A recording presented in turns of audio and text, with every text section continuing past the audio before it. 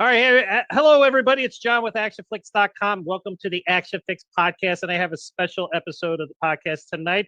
I have the director and the bad guy of the new action movie, President Down, that is currently on TUBI and is also a product of the Asylum, which we all know the Asylum, got a wonderful company, puts out all the wonderful independent action, sci-fi, all the genre movies. So first of all, Nick, G. Anthony, welcome to the show, guys. Thank you. Oh, John, it's a pleasure. Thank you for having us. Oh, it's a pleasure. Like I said, I've watched let me just say that I've been watching you for a long time. I don't want to make either. What? I don't want to make neither you or I sound old, but The Vault you did. Oh my goodness. Yeah, Lacey Zabo, man, the knife expert. What? That's right. And then Bass Rutten, I'm a fan of all those movies, man. Yeah, yes.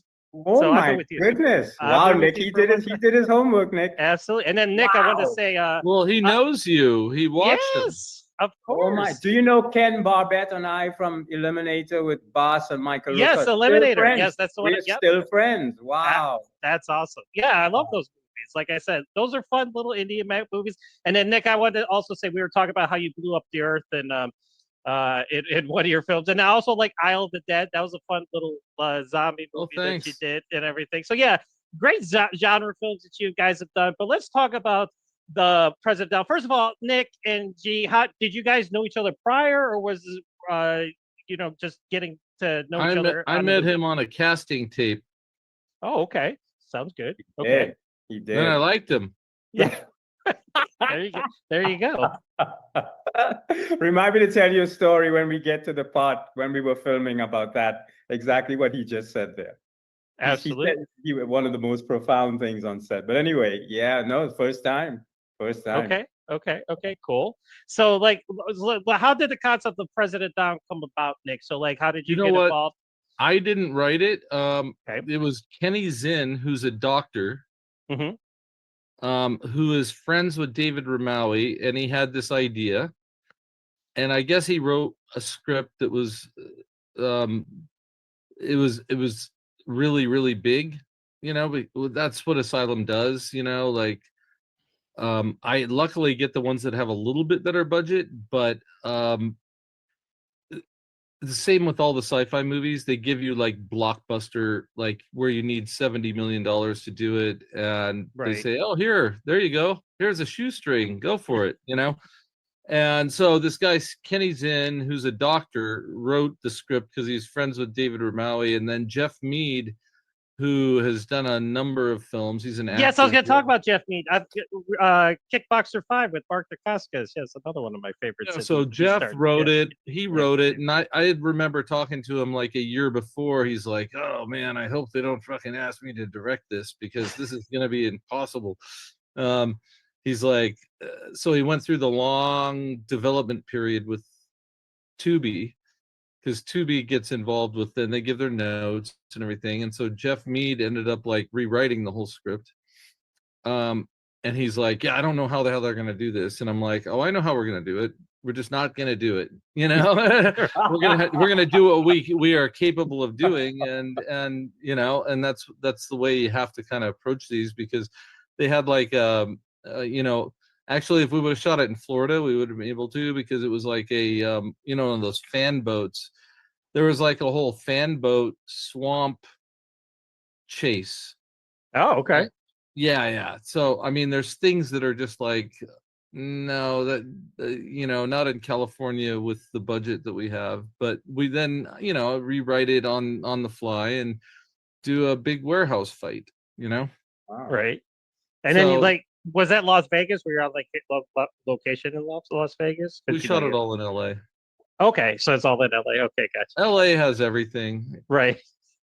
So you had the external shots, and it's not much different. It's like, okay, you shoot whatever. You can be in Bulgaria and you're shooting New York, or if you're in Toronto, you're shooting New York, or you shoot France in Indiana, or it's just LA is for production of this size of budget, the only way to go. I mean, there's other ways to go. I think we might have benefited a little bit if we went to incentive state, but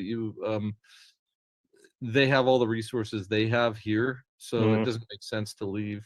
And then you just find stuff and make it okay. That's all of a sudden that's Las Vegas, and then the VFX, or that's DC, or that's Right. I totally, yeah. I get, like I said, these films are fun. G, like, talk about your experience with getting started with it. Yeah, well, it's fascinating. Every time I have an interview with Nick, I hear something I didn't know. That's an amazing journey how it started. But I just came through the typical audition process. You get a call, you got to audition for this, you do the self-tape, sent in the self-tape. I actually read for almost every role in that movie.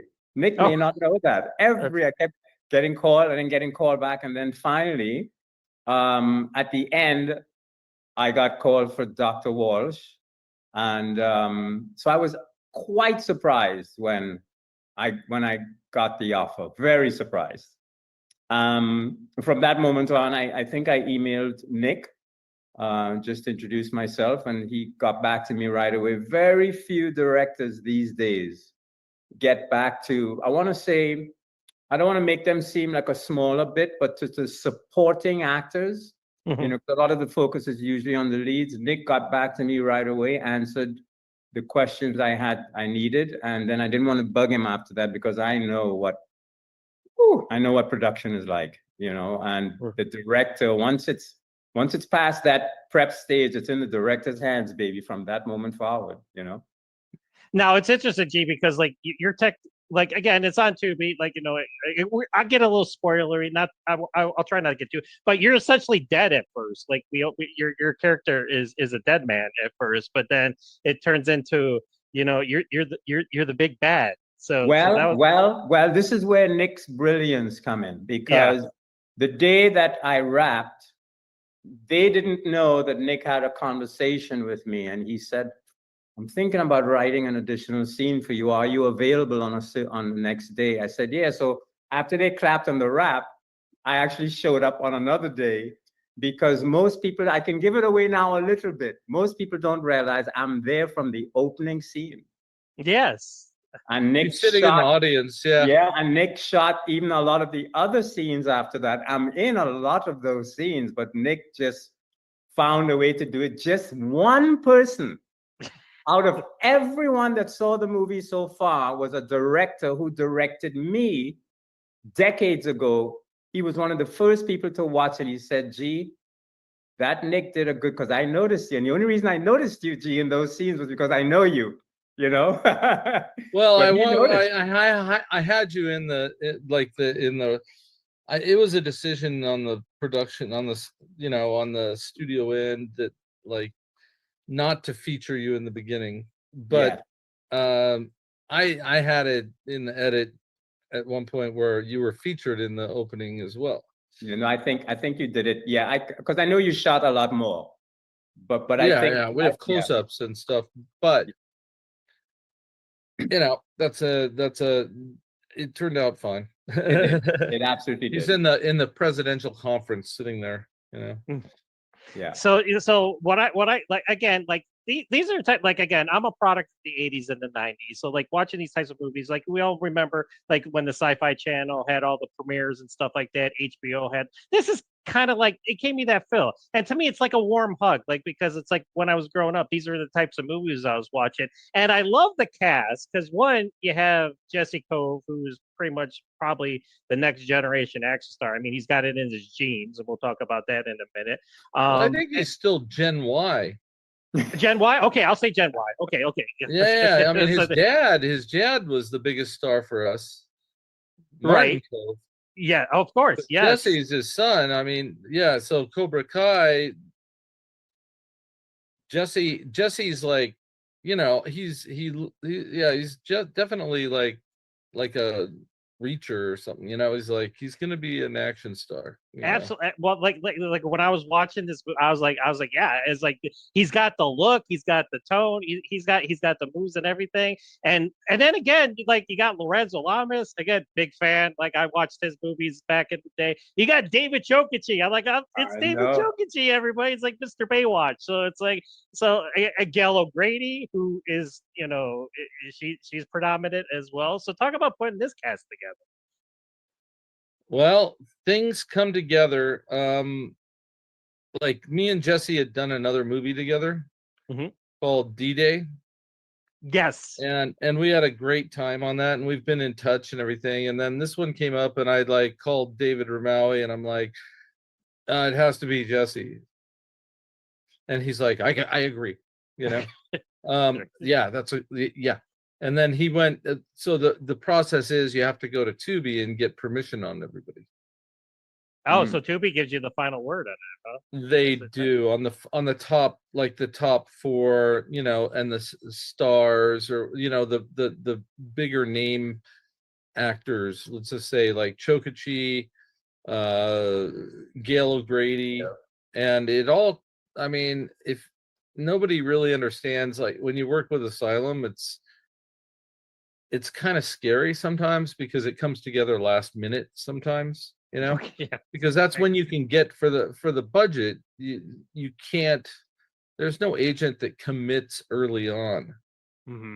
Right. They're more like, oh, in the last week, oh yeah, do they have anything in the next 3 weeks? No, they don't. Okay, let's send them.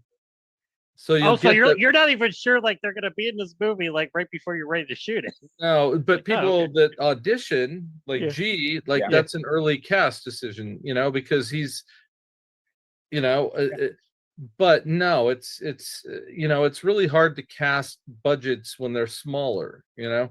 Yeah, Because none of the agents, they don't want to commit early, because some Netflix show or a studio, you know, might come up and they're going to earn like a lot of money.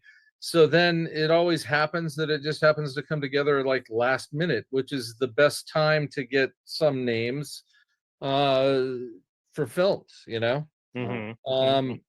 Because they're not holding out for, you know, a big job. If you try to go 2 months before, you'll say, oh yeah, they're interested, but they won't sign a contract and say yes unless it's a ton of money. Right. So do you guys like okay, so like you have who you have in mind, but do you have like a backup, like just in case like Well, those are the, you know, I mean, literally it almost makes no sense to, no, it's more like, okay, who, you know, and those are a lot of people that had worked with, like David Chokichi's done a number of films with Asylum. You know, Gina Vittoria, I've done another movie with her. So she was like upfront, pretty straightforward, but it like comes together like surprisingly fast last minute. so like do you have high blood pressure? Like it's just like it's like just like there's No, because I Look at checked. him. I just know the wardrobe designers do, okay. because they don't get to do costume sizes until like the last minute, and it drives everybody nuts, and it causes problems. My blood pressure, is it high? Lately I've been wondering, you know, like I go and it's like, what? It's a little high, and it's like, no, it's just because the armband's too tight, you know. Oh, like, there you go. Right. then I relax and I go down, you know, so then it's okay. But no, I just learned to keep it really cool. And I go, you know what, I can't control it. I mean, in this type of film, if it's my own independent film, it's a different story, you know. Right. Like where I'm producing it, if I'm producing, then I'm like, okay, but that might be an independent film that people, you know, that you do sign people on a little bit earlier. Right. And I just gotta give a shout out too, also Paul Logan, who's in the movie. I love him. The Horde, one of my favorite movies of all time that he was in. I mean, such a great, and Ballistica. I love that movie as well. I love how he's like he's there. He's like the right hand man. He like doesn't have a lot of dialogue, but like he's in there when the action hits it. We were trying to come up with stuff on set to give him dialogue. Oh, really? Oh, okay. Yeah, the character. But you know, I really like on day one when I was working with him, he's like, hey Nick, you know, I think I can really design a really kick-ass action sequence up here with you and your stunt guy and stuff. And then I said, okay, let's do it. we ended up spending like so much time on it, and it was like on the railing in the house, Right. and I was like, yeah, this is fun.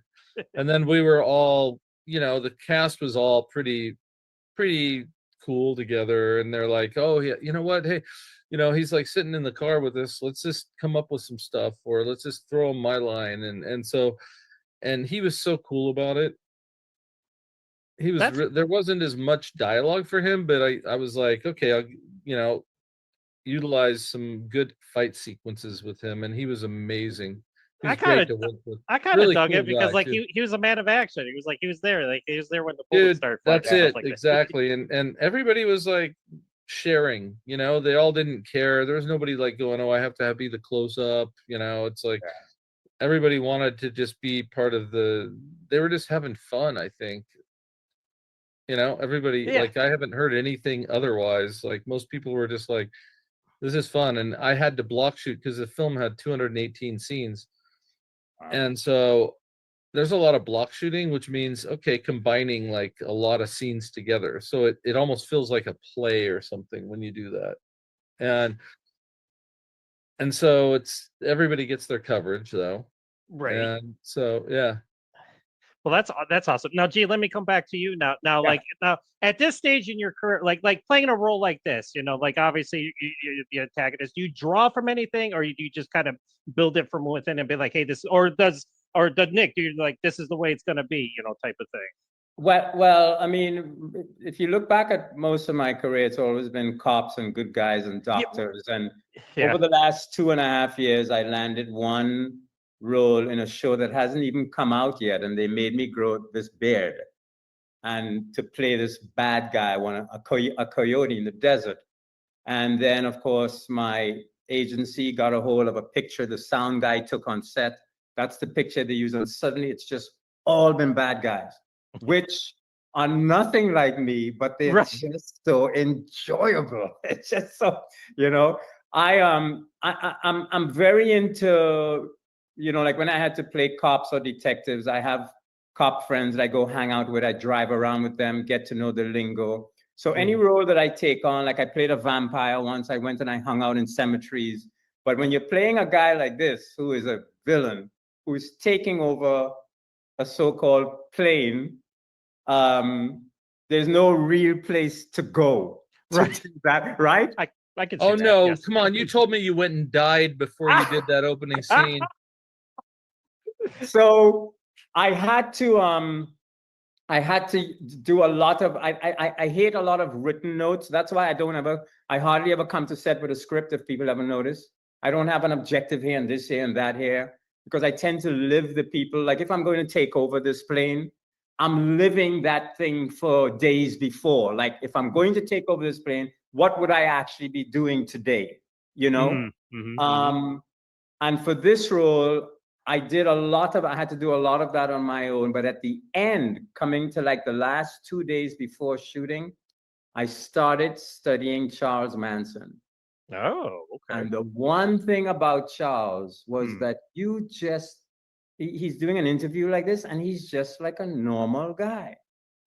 This is what I do. Like this, I can get up in the morning and have eggs and then go kill 10 people. Like it's just so, even the way he pulled the gun and the way he said, come in the room, it's like, this is what I do. So, and that's the direction I started.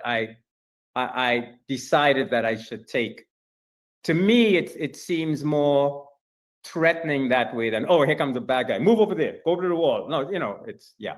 Well, that's why I like you weren't over the top. You were laid back, casual. You were like that quiet, like danger. If I'm gonna put a term to it. So I like that aspect of it, because sometimes like you watch some of these action movies and it's like way over the top and it just kind of takes you out of it.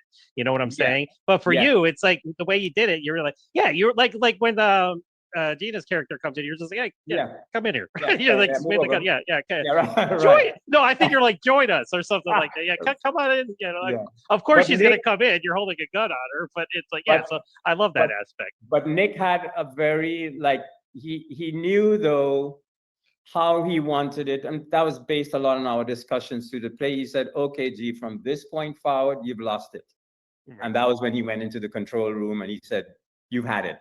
you know, and I think it worked. I think it worked. And then I just said to take it down and sing song it, go up and down, be Yes. unpredictable. Yeah. That was the only note I had to give. Yeah. It was cool. Yeah. Yeah. And I loved the block shooting because I've done a lot of Shakespeare. And during the summer times when I have time, that's what I do. I go travel with a company, Shakespeare by the Sea, and I do Shakespeare performing on stage. So when Nick started, when I came on set and I realized he was shooting those first scenes like in blocks, you know, So I for could those not. that might not know, block shooting is like taking scene 27, 37, 47, 57, 67, 77, or 75, and doing them all as one piece. So you All shoot one piece. long 10-minute take, but then Loved it it. gets cut up throughout the movie.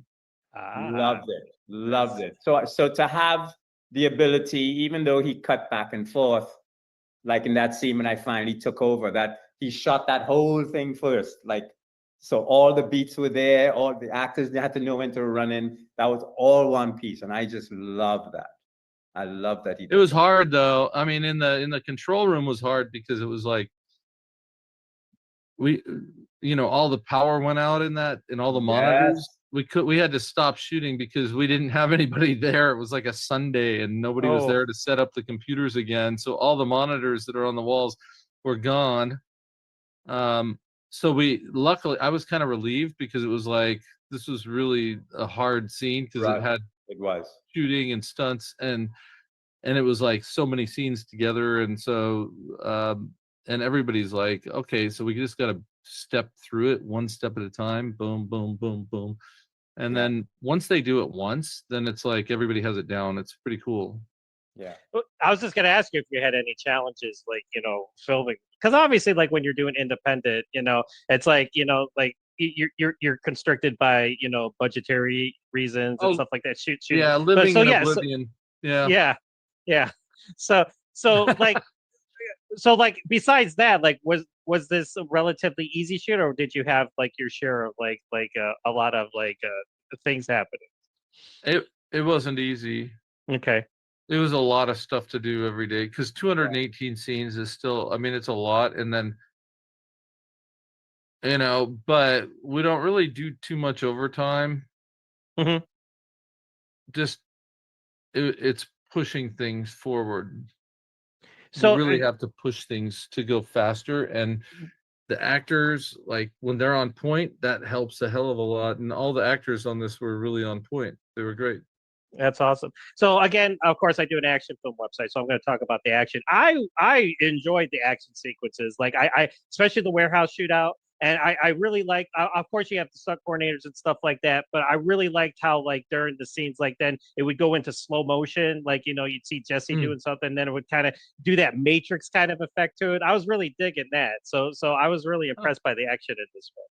Yeah, I mean, Lucas, who's the stunt coordinator, was fantastic. I mean, I've worked with him before, but this one, and I really liked his style of, you know, in some of the fights, like he liked it. I mean, okay, not just the warehouse, but the warehouse is like different than there's the fight hand-to-hand fighting. And it was like he did like a sloppy style of fighting, which is really cool. I liked it much better than the precise, quick, boom, boom, boom, like throwing people sideways against the rail so their ribs crunch into the rail and then throw them to the other side. And it just feels sloppy. And I actually really like it because it feels like it's just messy and people fight. Yep. They don't like all do perfect punches and everything. And no. so a little bit of messiness was in, you know, it was like, it was actually really nice, you know. And you know, I don't know if you've seen G's Instagram, but I think I need to do a fight scene with him because he's like, you know, like Bruce Lee reborn here. It's like, dude's insane. I did, yes. He's like cracking coconuts with his hand, and I'm like, exactly. Going, okay. I was expecting you to do like break out. I was expecting you to take on Jesse before you shot him in the leg, you know. But it's like, I thought there's going to be a little altercation there. So no, but I'm happy that I kind of kept that away from Hollywood for a long time because I didn't want to become known as a, because I don't want to boast, but I'm very good at it, but I don't, I wanted to be, I wanted to establish first as, look, I know how to be a thespian first, and then let that be after, You are a thespian first. He's very sophisticated, right? Even just talking to him right now is like, I keep telling him, it's like, you got to play like a mega, like, I don't know. Like, I could see you playing so many different things because you're stone cold behind the smiley face. I'd be scared of you. If you threaten me, I'd be scared of you. Thank you, Nick. That's the biggest compliment right there. It is. It is. So again, like, and again, like I said, like when, like I'm an advocate of independent action cinema. That's where, like, and because, like, I get it, it's like you guys work your asses off to make these movies. It's like, and when people crap on them, that really pisses me off because it's like, listen, it's like you go out there and do that, or something like that, and it's like you go out there and try to make a movie and see how well you do, so that way when you guys are able to accomplish, especially Nick, as as a filmmaker working in this part of the industry, what you do with so little, it's really phenomenal. So my hat's off. No, I mean, look, it is the hardest films to make because I do action, disaster, zombies on like, and on low budget, But it's solid. I mean, most people would do like 50 million, but then the thing is that people watch the movie thinking that it's 50 million. Right. Yeah. And then they go, oh, well, it doesn't meet up to sometimes. But then there's just haters sometimes, and it's very frustrating sometimes. But at the same time, it always surprises me because then I look at like the people that actually watch something like on Amazon. If you compare the Amazon and IMDb reviews, Amazon is always like 3 or 4 out of 5, and IMDb is totally different. That's because you actually have to have watched it to like post a review on Amazon. Yes. Do a comparison sometimes. Sometimes I know films rate higher than the median on, what I mean? It's like it's very interesting. Like, and the Rotten Tomatoes thing, it's most people don't know it. I think it's like, what is it? If it's 100% Rotten Tomatoes, that means every critic gave it a 6 out of 10. Well, that too, and the audience score, they changed it because now you have to be verified that you've actually seen the movie. Because back in the day, they were movie bombing reviews and stuff like that. Yeah, and that's I think that happens because it's like I've had it before where like all of a sudden 500 1-star votes come in, and I'm like, why are they doing this? Is somebody pissed off that we did this film or something? Like it's but I don't pay attention to it too much. And it's I know what you can watch it, but I do get the occasional call like, whoa man, I saw your film, it's like actually really good. And I'm like, oh, actually well, yeah, I was looking at the it's like I'm looking at the ratings and I thought it wouldn't be, but I'm like, actually you pulled off a lot of stuff on that. And that's what people don't understand, I don't think, is like this is like complex, this is hard to do low budget, let alone make a movie. That's right. Let alone make a movie. It doesn't, it doesn't get it, it's not easy. It's not easy to do. And I don't know. I mean, the power to everybody, and on the internet, it's like we used to worry about Siskel and Ebert, I get it. Back in the day, like, listen, social media, it can be such a devastating beast. It's like back in the day, it's like it was a more laid foundation, like when it came to these types of movies and stuff like that. It's like, unfortunately, social media, since its inception, I get it. And that's what I said. It's like, that's why, like, when people come at me for liking a certain movie, like, I like this movie. And I'm like, what? I'm like, well, tell me why you didn't like it. And then people are like, oh, because it sucked. I'm like, okay, well, that's not a reason. Like, give me reasons why you didn't like this movie. So exactly. Well, and I try to keep it in. I try to try to keep it as good as possible. But it's like this one turned out, I think, pretty good. I enjoyed it. Like, listen, I think it turned out pretty good. I think it's a fun film. Did we have millions of dollars? No, we didn't. No. like I said, You and know? it's and I always applaud you guys because like what you like I said before, what you do with so little, and you're able to create these things. Now, G, let me I'll let you guys go here in a couple minutes, but G, just real quick, just in terms of because you worked in TV and film, is there one that you gravitate towards more than other, or is it just like listen, it's all you know, I love it all, or is it one to the other, or that you? No. I love every medium. I mean, I think I said this at the premiere, and I tend to always repeat this so that more people in America hear it. I come from a very tiny Caribbean island with 1 million people, and just to walk on, I've been in this so long, but just to walk on a set and get a job to create things that people, you know, a lot of people struggle with back in the country I'm from. It's like just being there, I'm grateful. Just to step on there, I'm grateful. And I am there for you. You could, even if you went overtime, you didn't want to pay me, I just want to see it done right. And I enjoy it so I love much. that. You know, I do not make I was born in any Pocatello, Idaho. And I I lived don't in make- a I don't town make in any Milford, plans. Utah with 1,200 people. And I've never thought about that. Like, damn, I Yeah. never would have thought that I was doing this. You're right. Yeah. I to this day, I'm extremely grateful for that. So any medium, if that answers your question, makes me happy. No, that's Very a happy. great answer. And then Nick, in closing, just what do you want like to watch this type of movie? What do you just want people to get out of watching it? Just a fun experience, right? Just something escapism. Yeah, I think the concept, the premise is very unique to have like that. And but overall, yeah, it's just it's literally a fun ride. I would say, you know, it's not so heavy that you can't, you know, that you have to focus 100%, and hopefully you'll just have a fun ride watching it, you know. Absolutely. I like my depressive dramas, and I like my Handmaid's Tale and all that, but if you sit down to watch that, you have to sit down to watch that, you know.